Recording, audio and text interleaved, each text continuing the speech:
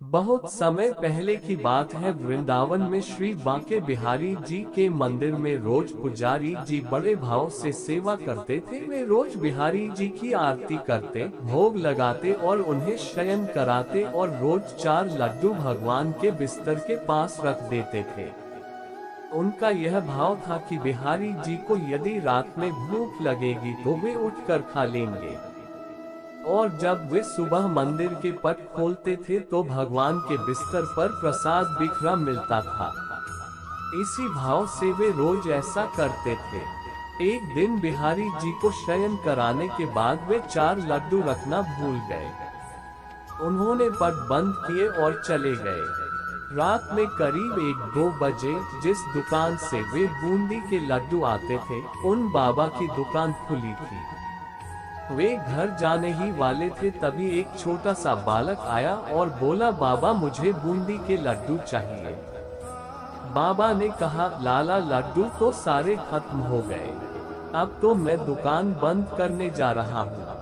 वह बोला, आप अंदर जाकर देखो, आपके पास 4 लड्डू रखे हैं।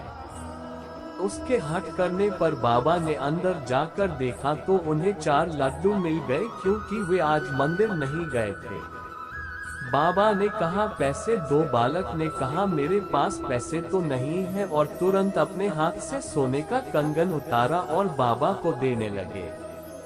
तो बाबा ने कहा, लाला पैसे नहीं है तो रहने दो, कल अपने बाबा से कह देना, मैं उनसे ले लूंगा। पर वह बालक नहीं माना और कंगन दुकान में फेंककर भाग गया। सुबह जब पुजारी जी ने पट खोला तो उन्होंने देखा कि बिहारी जी के हाथ में कंगन नहीं है। यदि चोर भी चुराता तो केवल कंगन ही क्यों चुराता। थोड़ी देर बाद ये बात सारे मंदिर में फैल गई। जब उस दुकान वाले को पता चला तो उसे रात की बात याद आई। उसने अपनी दुकान में कंगन ढूंढा और पुजारी जी को दिखाया और सारी बात सुनाई। तब पुजारी जी को याद आया कि रात में मैं लड्डू रखना ही भूल गया था, इसलिए बिहारी जी स्वयं लड्डू लेने गए थे। यदि भक्ति में भक्त कोई सेवा भूल भी जाता है तो भगवान अपनी तरफ से पूरा कर देते हैं। श्री जी, जय जय श्री राधे। श्री जी की चरण सेवा। हे कृष्ण, मैं ही कंस हूँ, दिल को छूने वाली कहानी। एक चित्रकार था जो अद्भुत चित्र बनाता था। लोग उसकी चित्रकारी की तारीफ करते थे। एक दिन कृष्ण मंदिर के भक्तों ने उनसे कृष्ण और कंस का एक चित्र बनाने की इच्छा प्रकट की।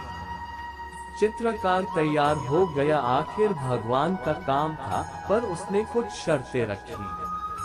उसने कहा, कृष्ण के चित्र लिए नटखट बालक और कंस के लिए एक क्रूर भाव वाला व्यक्ति लाकर दे।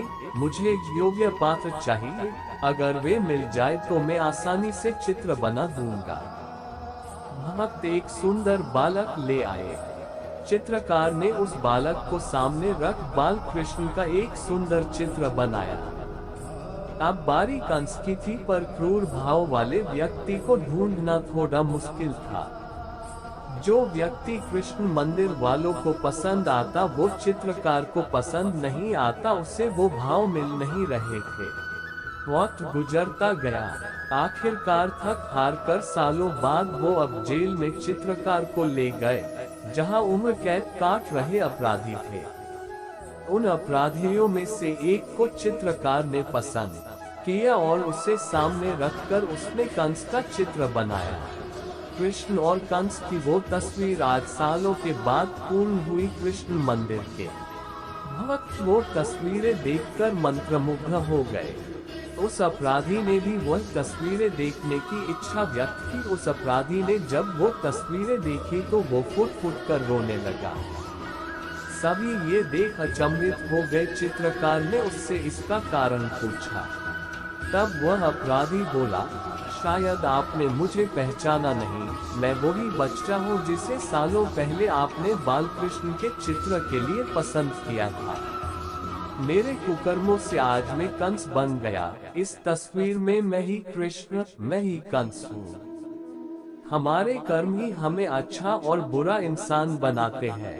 एक बार गोलोक धाम में कृष्ण प्रिया राधा जी ने श्री गोविंद से पूछा, हे माधव, कंस आपका सगा मामा होते हुए भी आपके माता पिता को घोर पीड़ा देता था, निरंतर आपका अपमान करता था, आपका संतों का मजाक उड़ाता था, आपको मार देने के प्रयास करता था, कभी किसी को भेजकर कभी किसी को हत्या के प्रयत्न करता रहता था।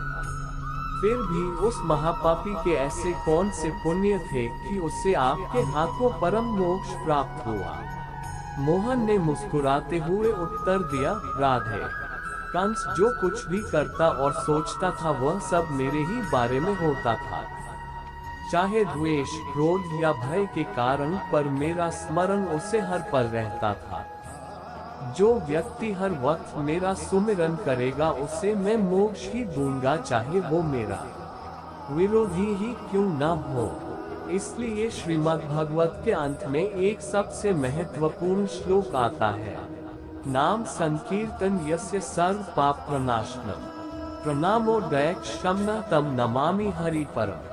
मैं उन हरि को प्रणाम करता हूँ जिनका नाम संकीर्तन सभी पापों को समाप्त करता है और जिन्हें प्रणाम करने मात्र से सारे दुखों का नाश हो जाता है। जय जय श्री राधे।